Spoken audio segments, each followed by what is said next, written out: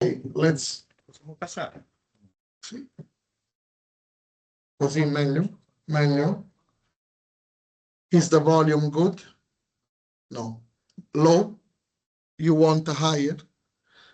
Better? Huh?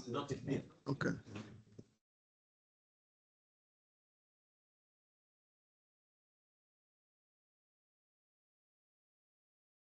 Let's try.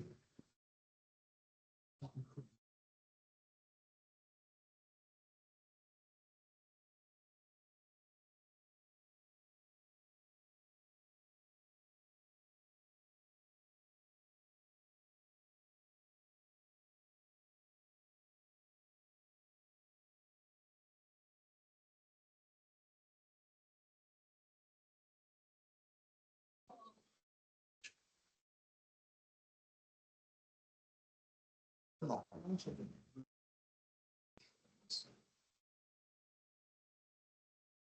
Okay, let's do in the old way without microphone. Vuoi cominciare a registrare? Sì, sì, tutto pronto. Facciamo senza. Posso? Quindi questo è tuo. Guarda.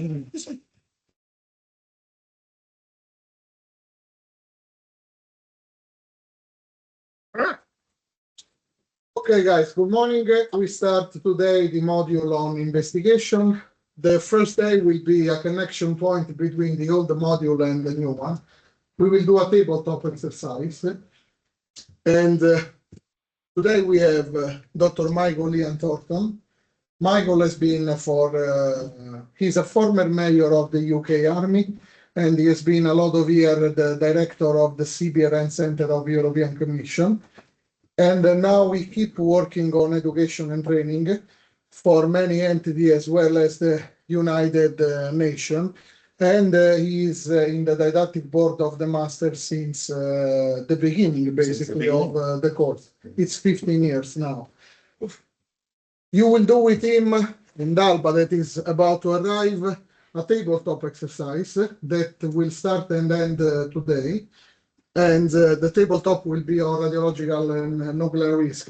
The first part of the lecture, Michael will explain you what is a tabletop exercise, but it's just 30 minutes, more or less. Not even. Okay. And then you will start the game, you will start to play. In the meantime, I hope that also who is missing will reach the room, because we have divided you into into groups, and the groups have to run the game, the exercise. So, Michael, thank you for being with us also this year. I leave you the floor. Thank you. Oh. Right. Okay. Forget all that business. Not going to be. Oh, more people coming. Good. Right. First thing, please, can you just put your phones on silent? Your ringtones are very nice, but you know, we don't want to share them all. Okay. When that's done, let's get on with this. How many people played at TTX, tabletop exercise? One. One? You're military, aren't you? Okay. I talk out. A different kind. No, don't talk about it. No, okay. All right. In which case, then this has some value. Now, I need to try and clarify something, and this we have every year with all the students, to try and tell you what you're supposed to be doing, which seems crazy, but that's the way. Andrea's trying to signal, please come to the front. Please don't sit at the back. We need as many people up here, because we're going to. Okay. So, you are all first responders, I hope. Yeah. Good. We're getting somewhere. First responders. There we are. I'm not going to read all this, but the important thing is there at the bottom. You need to manage the scene, the people, and the information. And that's what we're going to test, or what you're going to test when you play the tabletop exercise. Okay? Simple as that. The reason we do that is because the second level, which hopefully some of you may actually go on to do, the role of advisor to decision maker has another role. They do not enter into an incident, they advise. Which doesn't mean that they're not even there, but they have a different role. So we forget them, we're interested in you. This is the simple description of a CBRN incident, okay? So obviously for you guys, you have to prepare, yeah? Hopefully you might be able to prevent these things. And if an incident occurs, you need to respond to it. And then there is the recovery afterwards. Now, they are the 4 stages, and they're very simple and clear, I hope. And what I'm going to kick off here is that's the incident itself, the bang, okay? So it's pretty obvious, prevention and preparedness comes before the bang. Whatever the bang is, a chemical spill, a big release of radioactivity, whatever it is, that's the bang. Then there's the response and the recovery. Okay, easy so far. The response takes 2 forms. There's going to be the initial response, and the initial response is just the standard, ordinary fireman, police, ambulance, whatever service it is, coming in to respond to that incident. At the moment, the incident is declared as a CBRN incident, and that's very important. We'll come back to that. There will be the possibility for specialist response. This is a CBRN team or a hazmat team or whatever you want to call it. Okay. So that's the bit, that's the key, and that's the key point. And we will want to know when that is declared. During the TTX that you are going to play afterwards, I want to know when you declare a CBRN incident. It's not always clear exactly when that is. We have issues, and I'll show you the issues in a minute. Now, as a first responder, this is your role, okay? You come in from the preparedness part, because obviously you've got to be prepared, and your role will go up to and include specialist response. Typically, you do not get involved in the recovery because you're the first responders. You go there, you deal with the incident, you leave. Other people are going to come in and deal with the recovery. So this is your part. The second level, the advisors, they kick in the moment the CBRN incident has been declared. They're involved with the specialist response, supporting you. They are involved with recovery because that's a strategic incident. And they're involved later on in, from what they've learned from this, in preparing for any future incidents. Okay, is that clear? I think you're all asleep. Yes, okay, good. There are 4 types of exercises, typically. These are the 4: tabletop, drill, functional, full scale. And generally, each one builds on the other. Now, there's the tabletop. That's what you're going to do, okay? You're going to play these. It's a simulated scenario, obviously. You get pretty little bits of paper and you play. But we'll just go through the others. This is a drill. How many people, quite a lot of you, flew here to Rome? You must have done, yeah. So you got on a plane. What happens on a plane? What's the drill exercise? What drill exercise do they do on the aeroplane? The exits are on the left, right, 2 on the back, 2 behind you. Please look behind you. They all have these things, don't they? They love doing all this. That's a drill exercise. This is one we did in Manila, in fact, on the roof of an office block.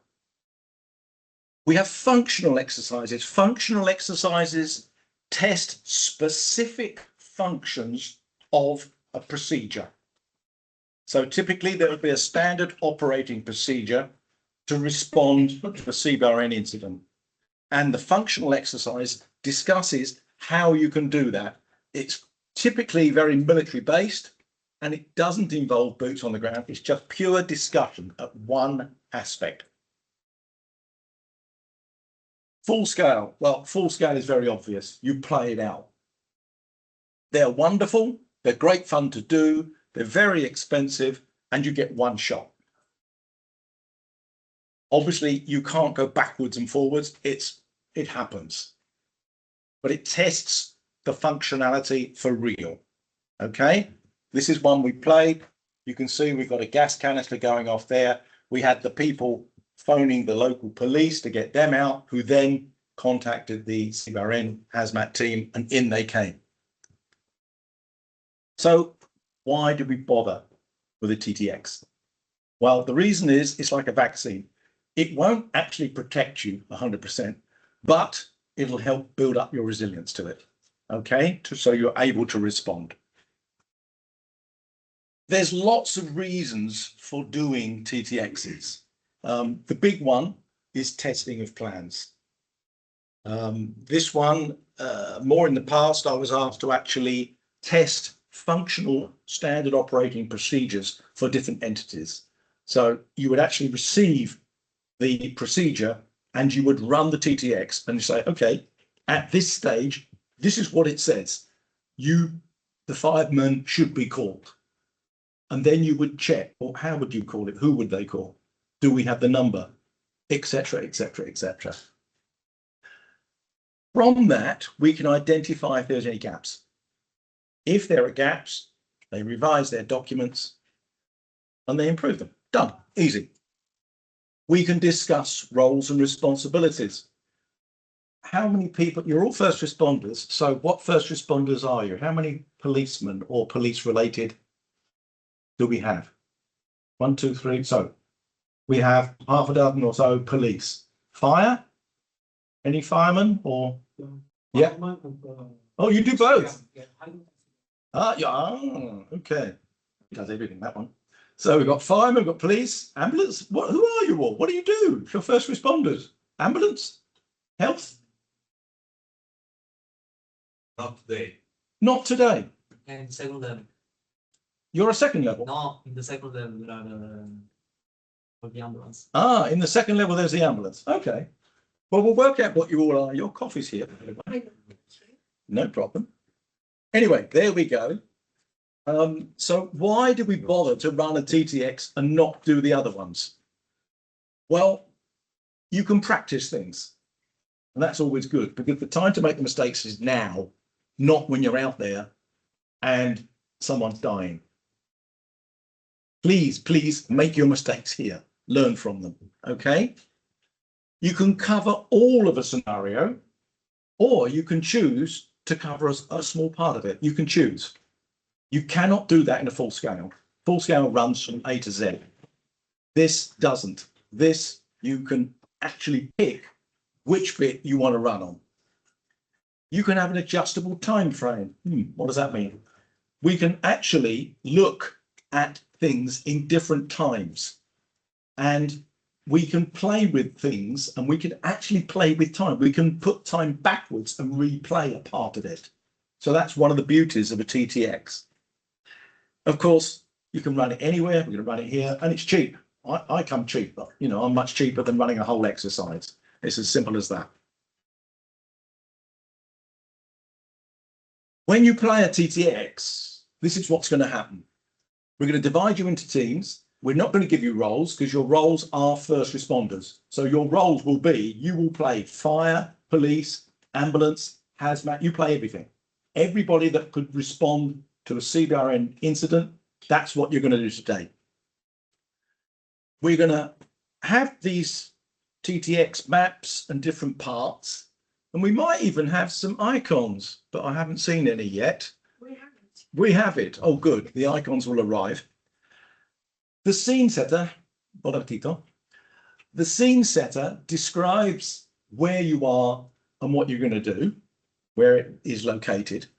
During the tabletop, you will receive information injects. Here they are. They're these. We will give them to you as you play. And that is the time-based information that you receive on this incident. You don't know everything about the incident. You never will do. So as you go, you get more information, which may be helpful, it may be not. That's life.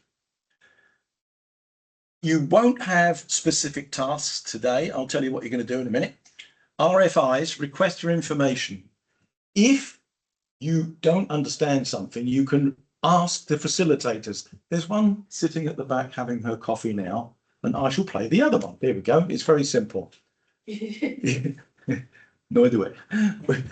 It's coming simple. So if there's something you don't understand, ask. Okay. If we think, oops, that's a mistake. Sorry, I should have told everybody. We'll tell everybody what that question was. If it was just something specific to one group, we just respond to that group. It doesn't mean we're going to give you the answer. Okay. Remembering there is no right or wrong answer. There is just a series of actions. You will play the TTX, and then when it's all over, we do what's called the hot wash, where we run back through the injects and we'll discuss it. That's it. There's nothing else to say. I'm not going to get bothered with that. This is one of the locations that we play. We're not going to play here today, but this is one we play. So I want you to imagine that an incident has occurred at the top of that building above a shopping mall. Okay. Now, an initial response to that, I would expect to have police. Of course you would. Police are going to come to that. And because it's way up there, we are going to have a fire engine coming there. That is a very typical, normal response to the incident. Please, please, please do not do what some teams do. And the moment the incident is declared, they bring in every possible resource that they can. And it just gets ridiculous. That is not realistic. That is not what we want to see. Okay. The scene setter, as I said, describes where you are. We will come back to that in a moment. Information injects look like this. Here we go. That's an information inject.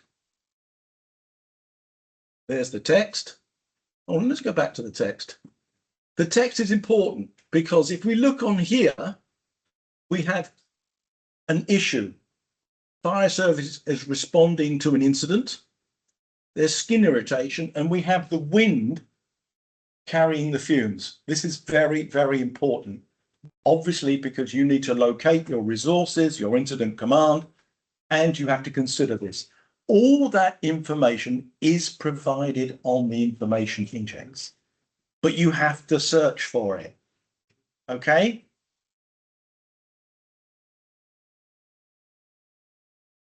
There will be intense media interest at any of these incidents. Absolutely.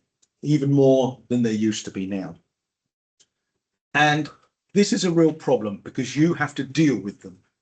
So this is a after response. This is after the incident. This was the Novichok poisoning in Britain, in Salisbury, where the people were, in fact, one woman died from Novichok. And after the incident, the responders, police and fire particularly, thought about what they had done and realized that they had transported potentially contaminated people in vehicles. At which point they said, how do we decontaminate the vehicles? The answer was they don't. They took all the vehicles that were involved, they dug a big hole and they buried them. So £150,000 worth of vehicles was just dumped because they didn't understand how to deal with CBRN. Whilst these people, these are in fact the army, the military, were picking up one of the vehicles that was potentially contaminated. What is the issue with this image? What's the problem? Yeah.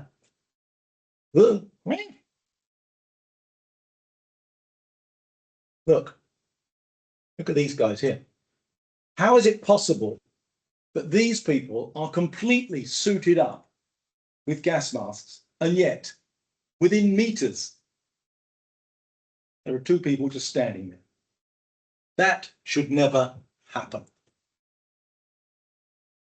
That was a bad mistake and a bad PR exercise for the response organisation. If you're involved with media, and as we go on, you'll get more and more involved with media, you have to know how you give these statements. I'm going to ask, have they done any media work yet? Is that a yes or a no? Or we don't know? Not yet. Okay. So we're not going to. You're choking on your food. That's okay. Okay. So we're not going to get too involved in that today. Okay. Later on, you will. Okay. I'm not going to get too bothered about that for the moment. Requests for information I've already given you. This is how we play. Now, what is important is that everybody plays. And one of the beauties of a TTX is you leave your rank at the door, we say. So I don't care what grade you are or who you are or where you work. Everybody's the same. Okay. There is no blame. Everybody's equal, but we're open to new ideas. This is one we played. You can see the country we were playing in. This guy here was very, very good, but he spent the whole time trying to give suggestions, which was very good, very positive. But the other guys didn't get a chance to speak. We had to tie his hands together and put a piece of tape over his mouth almost to stop him from speaking. So that's what we want to make sure, that you all get a chance to have an input into what is going on. We want to be open to new ideas as well, because from new ideas come new solutions. Now, be creative in proposing solutions. Absolutely. But please be realistic. If there's an incident going, we're not going to have within 5 minutes military helicopters flying above and drones and all that. It's not going to happen. Please understand that we're supposed to be real in what we're doing. And then, as I said, at the end, you will do a hot wash. And the hot wash is simply what was expected to happen against, well, what actually happened. And we'll look at both. Okay? That's it. There we go. There's a TTX. I wish we could play ones like this, but we can't. So I'm going to stop on there. Colomba. Colomba? Colomba! She's not there. She's supposed to be there.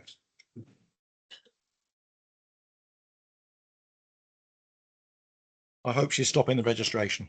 Yes. Oh, good. You're there. You've woken up. I've finished. We're going to go on to the TTX.